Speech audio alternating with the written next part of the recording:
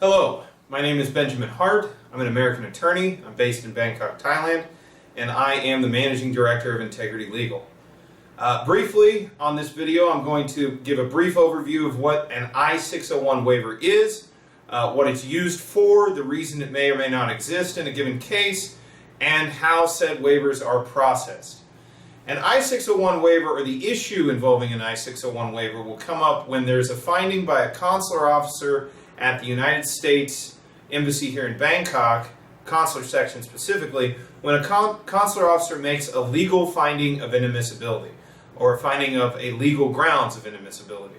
Legal grounds of inadmissibility are codified under the Immigration and Nationality Act, and certain remedies are specified under the Immigration and Nationality Act based upon the specific finding of inadmissibility which pertains to a given case. So basically what we're saying here is this. Pursuant to interview, in some cases a case will simply be approved at interview. In other cases, perhaps further documentation is necessary, and what will happen is a 221G refusal will be issued. In a previous or in another video on these matters on this website, you can look up the 221G.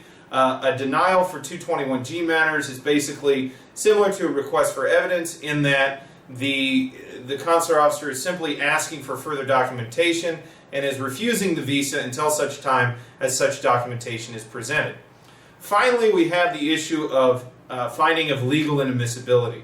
This occurs when the consular officer finds that something in the interviewee, in the applicant's past, is a ground for legally denying that person's application for a U.S. visa. If a legal ground of inadmissibility is found, there may or may not be a way to move forward. There may be a remedy for that finding. There may not be a remedy for that finding. Under the Immigration and Nationality Act, there are certain grounds of inadmissibility that are simply unwaivable. However, there are some grounds of inadmissibility that are waivable. And an I-601 waiver is generally the remedy by which one overcomes a finding of legal inadmissibility. So, how does this work? Well, basically, once the consular officer makes their decision that the applicant in question is legally inadmissible and shall be denied a visa to the United States, a document similar to a 221G will be issued subsequent to interview, and the applicant will be told that they are found legally inadmissible. From this point, one may then seek an I-601 waiver, and that I-601 waiver, the filing for which is lodged with the United States Citizenship and Immigration Service, and depending upon the legal ground of inadmissibility, the procedures and the evidentiary requirements for proving a legal ground of inadmissibility may vary.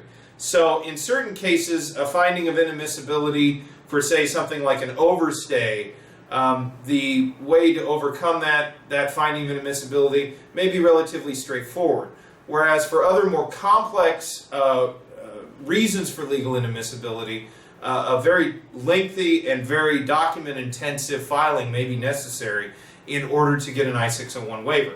Generally speaking, the processing time on an I-601 waiver, in my experience, is between 180 to 270 days. That's from petition application filing until final notice as to the decision in the case.